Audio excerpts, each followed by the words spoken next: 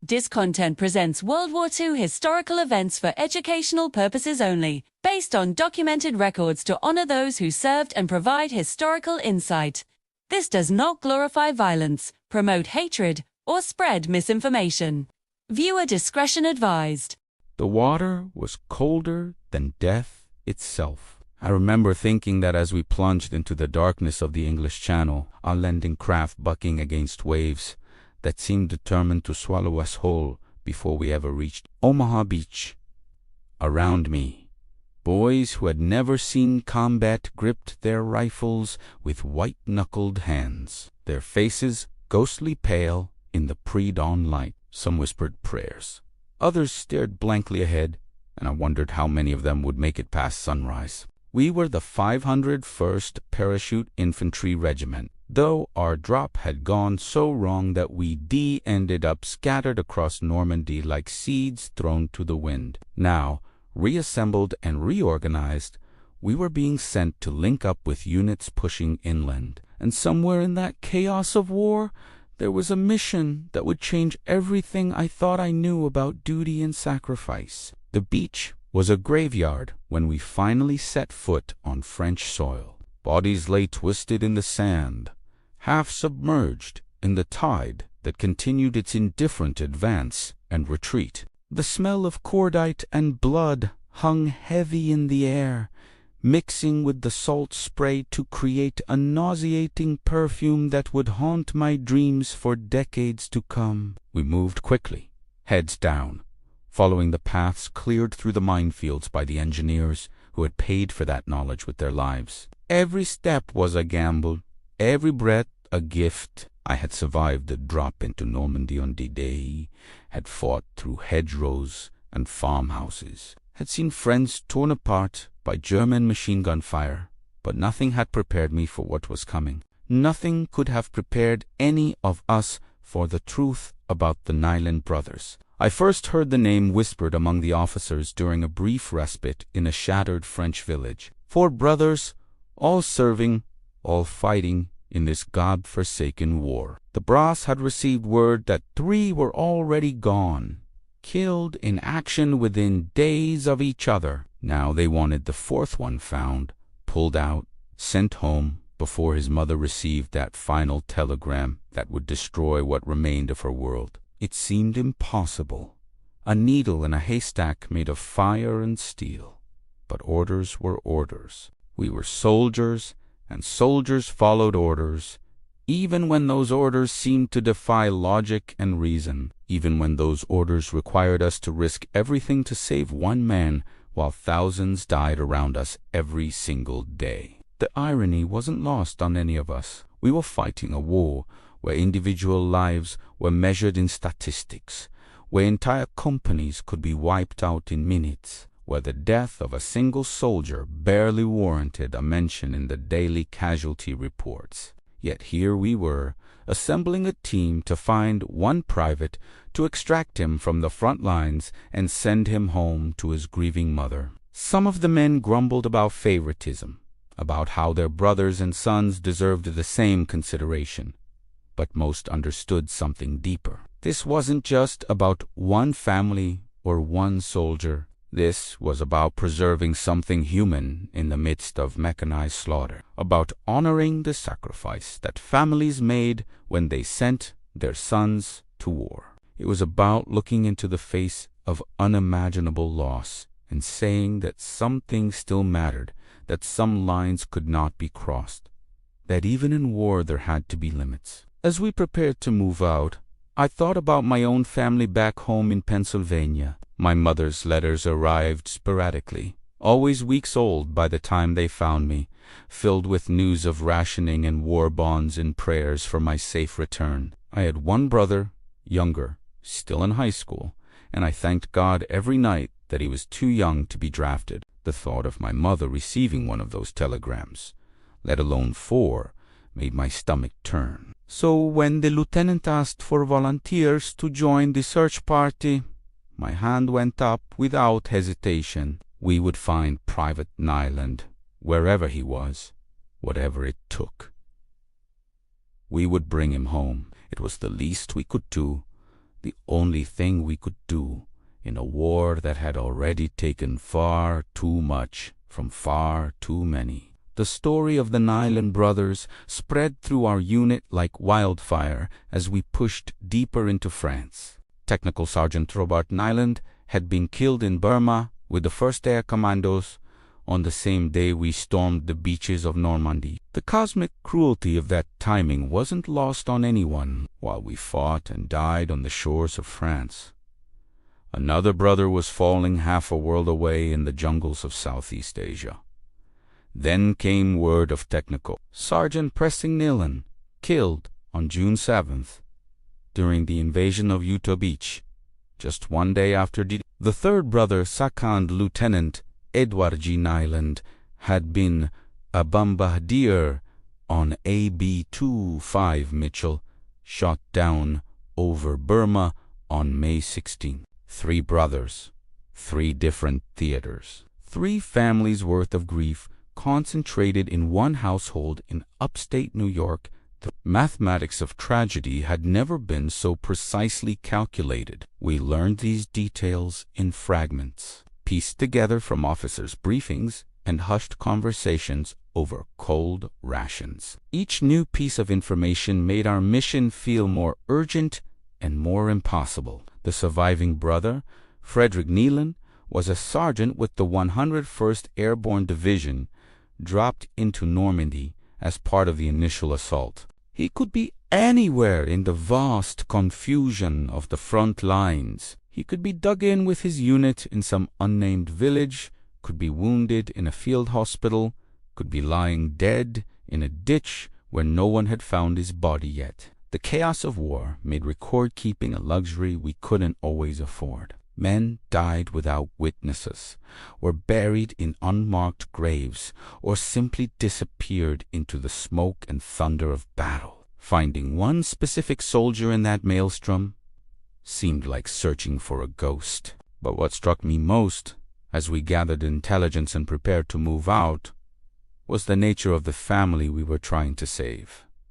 The Nilands weren't draftees or reluctant warriors. They had volunteered, every single one of them. When their country called, when the world was burning and tyranny was spreading like a plague across continents, these 4 brothers had stepped forward without hesitation. Robert had joined the Army Air Corps in 1942.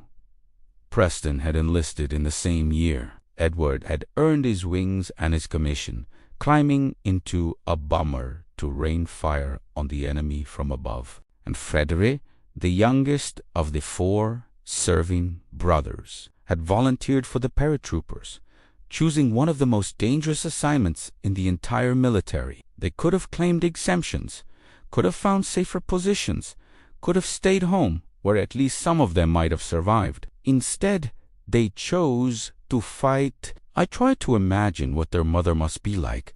What kind of woman raised 4 sons with that kind of courage? Mrs. Augusta Niland had sent her boys off to war, knowing that they might not return, but surely she had never imagined losing them all. The Sullivan brothers' tragedy was still fresh in everyone's memory. 5 brothers serving on the same ship, all killed when the USS Juno was torpedoed in 1942. That disaster had led to the sole survivor policy, the regulation that was now driving our mission to find Frederick. The military had learned that some sacrifices were too great, that no family should have to bear the burden of total loss, that even in total war there had to be some measure of mercy. But policies and regulations couldn't bring back the dead. They could only try to prevent the complete destruction of families who had already given more than anyone should ever have to give. As night fell and we made our final preparations, I found myself standing guard on the outskirts of our temporary camp, staring up at stars that looked exactly like the stars of Pennsylvania or New York or any other place far from this hell of mud and blood. Somewhere under these same stars, Frederick Niland was probably doing the same thing, maybe thinking about his brothers, maybe not yet knowing that they were gone. Tomorrow we would begin the search in earnest, pushing toward the last known position of the 101st Airborne. We would ask questions, follow leads, check casualty lists and field hospitals. We would do whatever it took because this mission was about more than just following orders. It was about honoring the sacrifice of 3 brothers by ensuring that the 4th one made it home. It was about telling Mrs. Niland that the country, her sons, had died for still value family, still understood loss, still had the capacity for compassion even in the darkest hours of war. The Norman countryside was beautiful in a way that made the war seem even more obscene. Hedgerows that had stood for centuries, planted by medieval farmers to mark their fields and protect their crops, had become fortresses of death. The Germans had turned every lane and pasture into a kill box, their machine guns and mortars perfectly positioned to slaughter anyone foolish enough to advance across the open ground. We moved cautiously, using every scrap of cover, knowing that a single mistake could end with us face down in the mud. Just another casualty in a war of attrition that ground men into paste without mercy or distinction. Our search for Frederick Niland had to be conducted in the midst of active combat operations, threading through firefights and artillery barrages, always one wrong turn away from walking into an ambush. The 101st Airborne had been fighting continuously since D-Day, pushing inland from the beaches, taking villages and crossroads at terrible cost. We finally made contact with elements of the division near the town of Nouveau-Plain, a shattered collection of stone buildings that had changed hands 3 times in as many days. The paratroopers we met were exhausted, their faces hollow with fatigue and trauma, their uniforms caked with dried mud and blood. When we asked about Sergeant Frederick Niland, we got blank stares at first. There were so many men, so many casualties, so much confusion.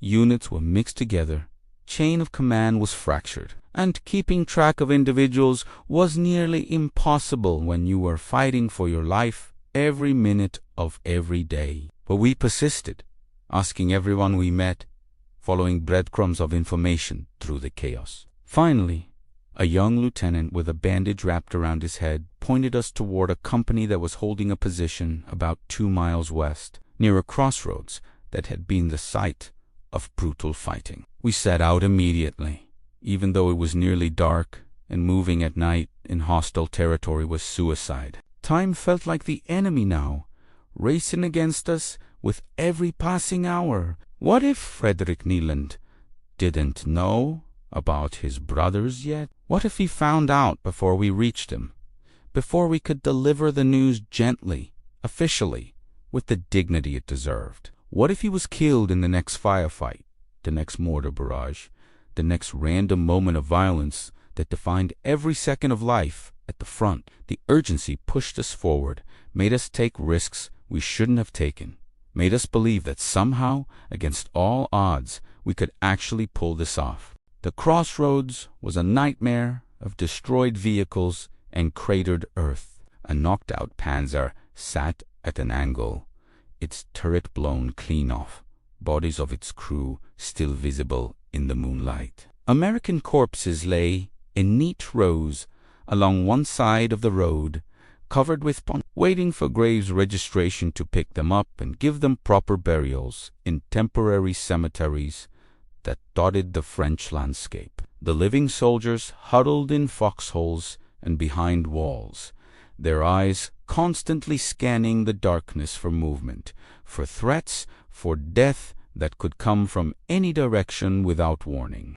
When we announced ourselves and explained our mission, a sergeant major with 3 days of beard and eyes like chips of ice told us we were too late. Frederick Niland had been sent on a patrol that morning and hadn't come back. They assumed he was captured or killed. My heart sank like a stone. After everything, after all the effort and risk and hope, we had arrived just hours too late.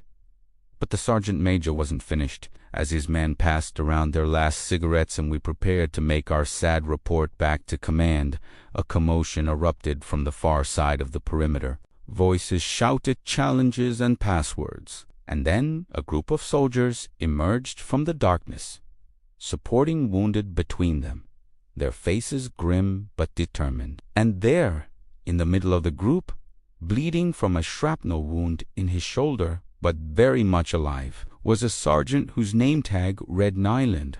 Frederick Niland, the last son, the sole survivor, walking back from the edge of death just in time to learn that his brothers were gone and his war was over. The timing was so perfect it seemed scripted, except real life never cared about dramatic irony. Real life just ground forward, indifferent to our stories and hopes and desperate searches through the killing fields of France.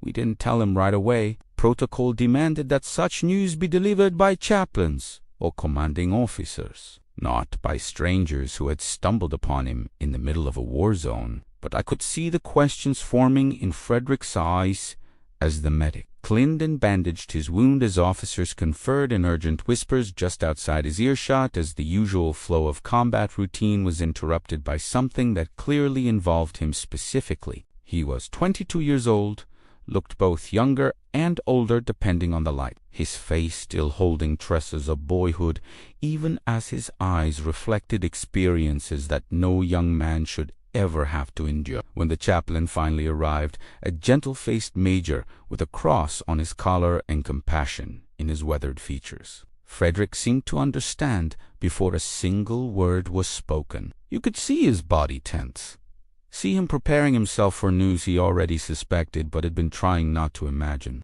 The chaplain led him away from the others to a relatively quiet corner of the ruined farmhouse that served as the company's temporary headquarters. I watched from a distance, unable to hear the words, but able to see Frederick's face as it transformed from confusion to disbelief, to a grief so profound it seemed to physically bow his shoulders and bend his spine. He didn't cry out or collapse. Instead, he simply stood there, absorbing blow after blow after blow.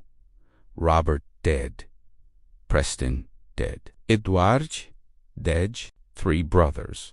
3 telegrams that had already been sent to his mother. 3 lives snuffed out in service to a cause that suddenly must have seemed impossibly abstract and meaningless. The chaplain's hand rested on Frederick's shoulder, offering what comfort could be offered, which was none at all, because no words could bridge the chasm of loss that had just opened beneath this young man's feet. When Frederick finally returned to where we waited, his face was a mask of controlled emotion. He asked about the details, wanted to know how and when and where, needed the facts to anchor himself against the tide of grief that threatened to sweep him away completely. We told him what we knew, which wasn't much. The telegram about Robert had been brief. Just killed in action in Burma. Preston had died during the initial assault on Utah Beach, had made it ashore only to be cut down by artillery fire before he could even advance inland. Edward's plane had been shot down over enemy territory. The crew listed as missing in action, presumed dead. 3 different ways to die, 3 different places on the map, but all connected by blood and by the terrible arithmetic of war that had decided the Niland family had given enough, had sacrificed beyond all reasonable expectation, had earned the right to keep at least 1 son alive. Frederick listened to it all with an expression I couldn't quite read. There was grief there, certainly, raw and bleeding and bottomless, but there was also something else. Anger, maybe, at the injustice of it all. Or guilt. The survivor's guilt that would haunt him for the rest of his life. The question of why him? Why was he the one who got to go home when his brothers lay in graves across 2 continents? Or perhaps it was simply numbness, the mind's defense mechanism against pain too great to be fully processed in the moment. He asked if his mother knew, and the chaplain confirmed that she had been notified about all 3 deaths, that she was waiting for him to come home, that the army was arranging his immediate transfer out of the combat zone under the sole survivor policy. Frederick nodded slowly, mechanically, as if he were receiving instructions for some routine military task rather than learning that his entire family had been shattered beyond repair. That night, I sat with Frederick as he packed his few belongings and prepared for the journey home. He barely spoke, but at one point he pulled out a worn photograph of 4 young men in uniform, arms around each other's shoulders, smiling with the confidence of youth and the certainty that they were invincible. The Niland brothers, before the war, before death and loss, had taught them the price of service. Frederick stared at that photograph for a long time, his fingers tracing the faces of his dead brothers, and when he finally looked up at me, his eyes held a question that had no answer. What was it all for? What meaning could possibly justify the destruction of an entire family? What victory could ever be worth this much grief? I had no answer for him then, and I have no answer now, decades later, except to say that sometimes there are no good answers. Sometimes there is only survival, only the grim determination to keep living because that's what the dead would have wanted. Because giving up would make their sacrifices meaningless, because even in the darkest night there has to be a reason to see the sunrise. The process of evacuating Frederick from the front lines took 3 days that felt like 3 years. Military bureaucracy, even in wartime, moved at its own pace, grinding through paperwork and protocols while we waited in a Reraria camp, surrounded by the machinery of war but temporarily removed from its immediate violence. Frederick spent most of that time in silence, staring at nothing, lost in thoughts and memories I could only imagine. Other soldiers gave him space, understanding instinctively that he was carrying a weight that set him apart from the rest of us. We all faced death every day.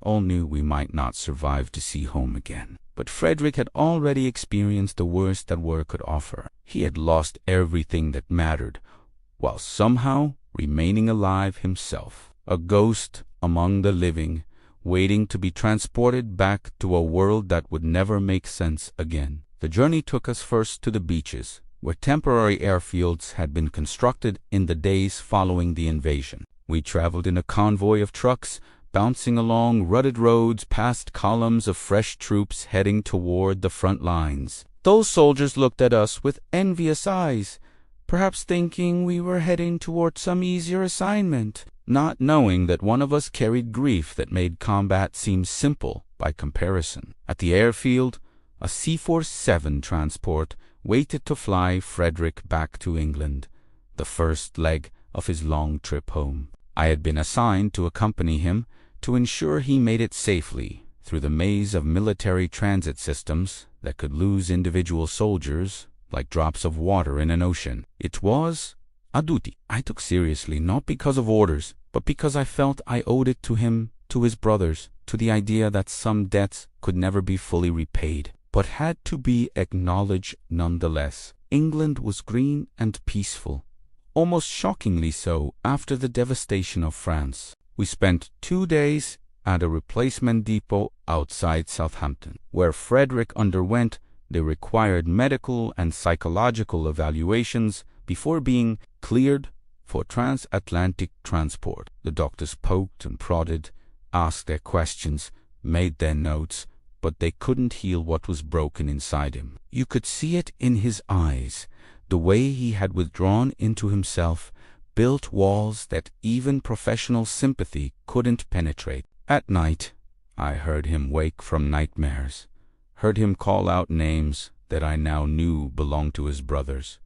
heard him weep quietly when he thought no one was listening. I wanted to offer comfort, but didn't know how, didn't have the words or the wisdom to address pain that profound, so I simply stayed close, a silent presence, letting him know that he was completely alone, even though I knew that in the ways that mattered. He was terribly, irrevocably alone. The ship that would carry us across the Atlantic was a converted luxury liner, now painted gray and crammed with wounded soldiers being sent home for further treatment. Frederick wasn't wounded in any way the army officially recognized, but he was being sent home nonetheless. A living reminder of the sole survivor policy and the limits of what the military could ask of a single family. We shared a cramped cabin below decks with 4 other men, all of them missing pieces of themselves, arms or legs or eyes,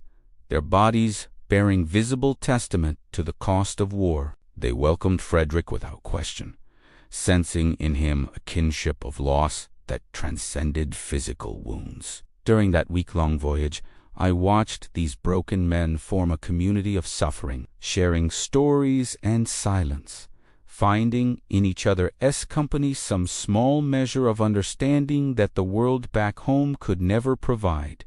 The nights at sea were the hardest. The ship's engines thrummed constantly, a deep vibration that made sleep difficult, even for those of us who were untaunted by memories and grief. Frederick would stand on deck sometimes, staring out at the dark water, and I would stand nearby, saying nothing, just being present. Once, near the end of the voyage, he spoke about his brothers, about Robert's laugh and Preston's terrible jokes and Edward's love of jazz music. He talked about childhood memories, about summer swimming in whatever local creek they'd claimed as their own, about plans they'd made for after the war, about the future that had been stolen from them. And as he talked, I realized that this was what we were really fighting for, not abstract concepts of freedom and democracy, but these specific lives, these individual stories, these irreplaceable human beings who should have had the chance to grow old and have families and live out their dreams. The Niland brothers had been robbed of that future, but Frederick was going home to honor their memory by living the life they never got to live. We arrived in New York on a gray morning in July, the city's skyline emerging from the mist like a promise or a threat, depending on perspective. The harbor was crowded with military vessels, a constant flow of men and material feeding the war machine that stretched across 2 oceans and 3 continents. For most of the soldiers on our ship, this homecoming was cause for celebration, tears of joy, embraces from loved ones who had waited months or years for this moment. But for Frederick, returning home meant facing his mother, meant looking into the eyes of a woman who had lost 3 sons and seeing her try to find gratitude that one remained. It was a cruelty disguised as mercy, and we both knew it, but there was no alternative, no other choice but to move forward into whatever came next. Mrs. Augusta Niland was waiting at the dock, a small woman made smaller by grief, her face etched with lines that hadn't been there before the telegrams arrived. When she saw Frederick descending the gangplank, something broke and healed in her simultaneously. She rushed forward, clutching him with desperate strength, and I had to turn away from the intimacy of their reunion, from the sight of a mother holding her last surviving son, and knowing that this embrace was also for the 3 who would never come home. They stood there for what seemed like hours, but was probably only minutes, locked together against the world, finding in each other the only comfort that existed for their particular brand of grief. No words were exchanged that I could hear, but none were needed. They both understood what had been lost, what remained, what responsibilities came with survival. I should have left them then,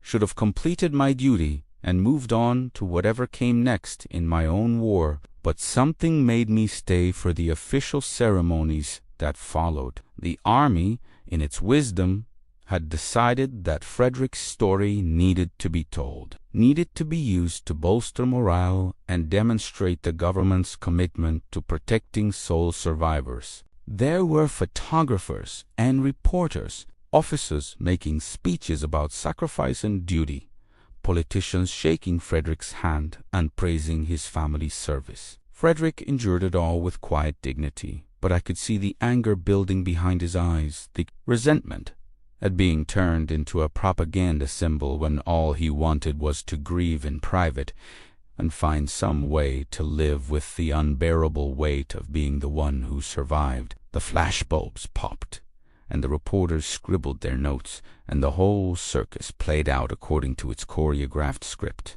And through it all, Mrs. Niland stood beside her son, her hand gripping his arm, as if she feared he might disappear if she let go. That evening, after the official events concluded, Mrs. Niland invited me to dinner at the home where the four brothers had grown up. It was a modest house in Tonawanda, New York, filled with photographs and memories and the ghosts of young men who would never come home to claim their rooms or sit at the family table again. She cooked a meal that she said had been the boys' favorite, pot roast with potatoes and carrots. And as we ate, she told stories about her sons, about their childhoods and their dreams, and their decision to serve. She didn't cry, had perhaps run out of tears weeks ago, but her voice carried a weight that made every word feel heavy with loss. She thanked me for bringing Frederick home, for ensuring that she had at least one son to hold and to cherish, but I could see in her eyes that even this comfort was haunted by the absence of the others. Before I left to return to my unit, Frederick walked me to the door. He looked different somehow, as if today's event had crystallized something in him, had transformed the raw grief into something harder and more purposeful. He told me that he would honor his brothers by living, by making something of the life they had given him through their sacrifice, by never forgetting what they had endured and what they had lost. He would carry their memory forward, would tell their stories, would ensure that Robert and Preston and Edward were more than just names on a casualty list or statistics in the vast accounting of war dead. And then he asked me a favor, asked me to remember them, to tell their story to anyone who would listen, to make sure that somewhere in the historical record there would be an account not just of their deaths, but of their lives, of their choice to serve, of their family's sacrifice. I promised him I would, and that promise has haunted me for decades, has driven me to write this account, to bear witness to what the Niland family gave and what they lost in the terrible summer of 1944.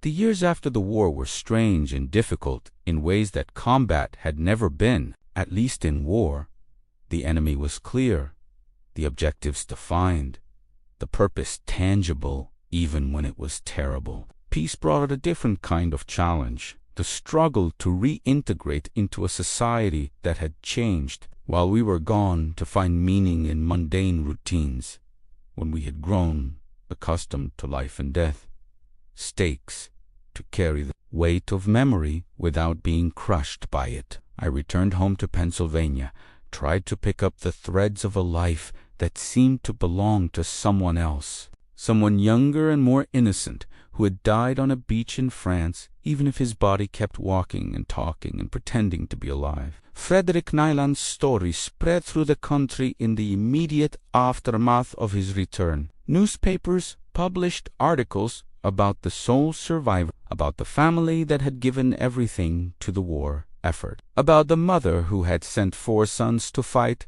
and received only one back. The story was picked up by Hollywood, transformed and fictionalized, eventually becoming the inspiration for Steven Spielberg's Saving Private Ryan, though the details were changed and the names altered. The movie captured something true about the mission to save a soldier whose family had sacrificed so much, but it could never fully convey the reality of Frederick's experience, the crushing weight of survivor's guilty impossible task of living a life worthy of his brothers. Sacrifice.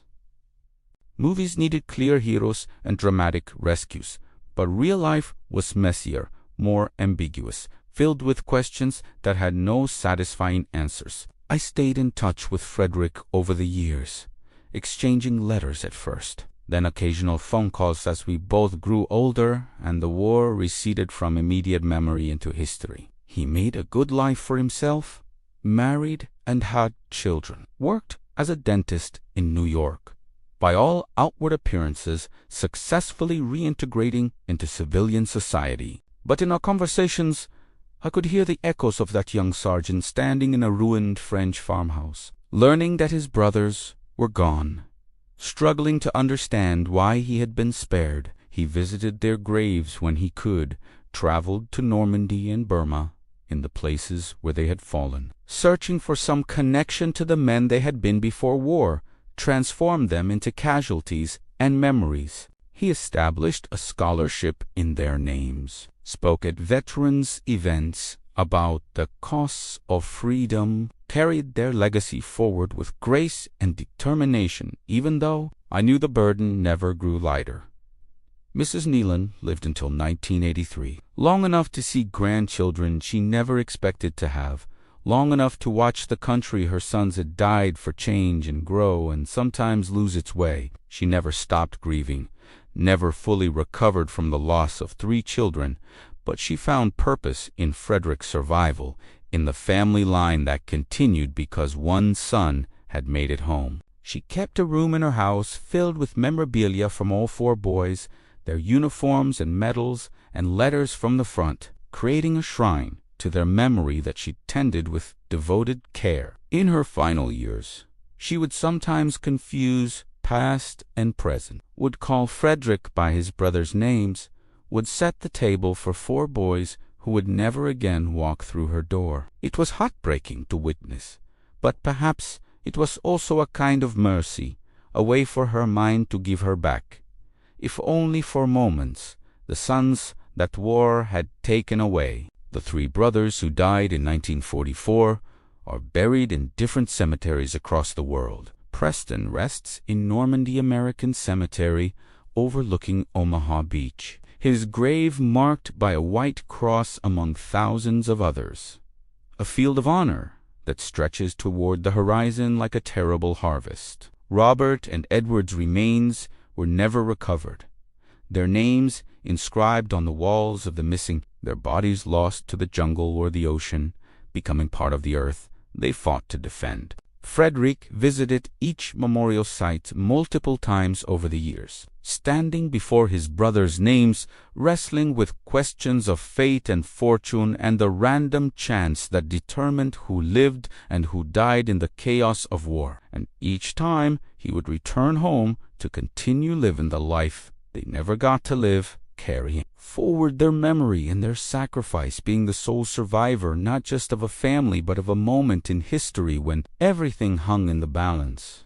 and ordinary people were asked to give extraordinary gifts. Frederick Niland passed away in 1983, the same year as his mother, as if he had been waiting for permission to lay down the burden he had carried for nearly 4 decades. He died, surrounded by family, having lived to see his children and grandchildren grow, having experienced joys his brothers never knew, having fulfilled the promise he made in 1944 to honor their sacrifice by living fully and purposefully. At his funeral, veterans from across the country gathered to pay their respects, not just to Frederick, but to all 4 Niland brothers, to the family that had given so much, to the generation that had answered the call when tyranny threatened to consume the world. The eulogies spoke of courage and duty and sacrifice, but what I remember most clearly was this silence, the weight of collective memory bearing down on everyone in that church, the acknowledgement that we were saying goodbye to one of the last living connections to a story that had come to define the greatest generation. This sole survivor policy that brought Frederick home evolved over the decades, refined and codified in response to cases like his, enshrined in regulations designed to prevent the complete destruction of families through military service. The policy has been invoked numerous times since World War II, in Korea and Vietnam and Iraq and Afghanistan, each time representing another family that had given too much, another sole survivor pulled from combat to preserve at least one thread of continuity, one living reminder of those who fell. Critics have argued that the policy is unfair, that it privileges some families over others, that in war, everyone should share equal risk, regardless of how many siblings have already died. But those critics have never stood in a ruined farmhouse watching a young man learn that his entire family has been destroyed, have never seen the look in a mother's eyes when she realizes that all her sons are gone. The policy exists not because it's fair, but because some losses are too absolute, too complete, too devastating to be acceptable even in total war.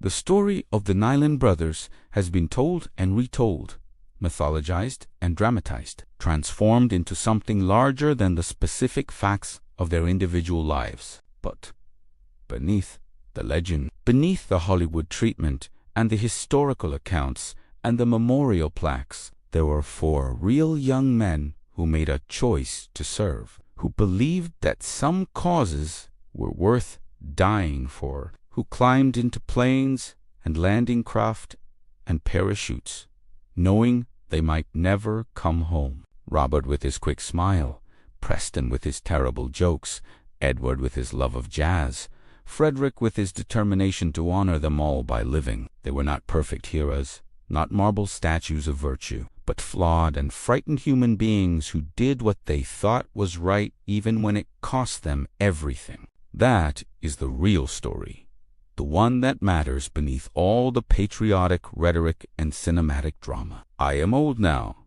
far older than the Niland brothers ever got to be, and I find myself thinking about them more as my own end approaches. I survived the war, came home, raised a family, lived an ordinary life filled with ordinary joys and sorrows.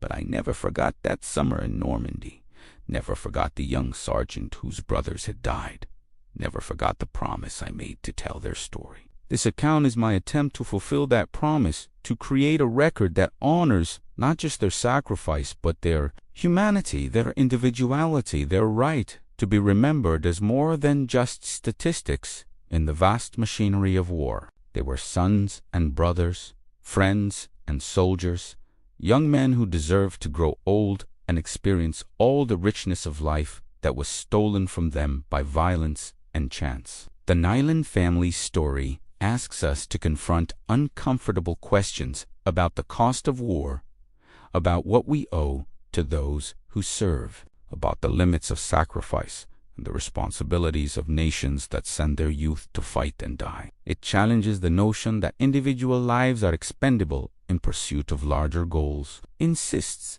that we acknowledge the human face of casualties, demands that we never forget what families give when they send their sons and daughters to war. In the end, the 4 Niland brothers gave everything they had, and their family gave even more.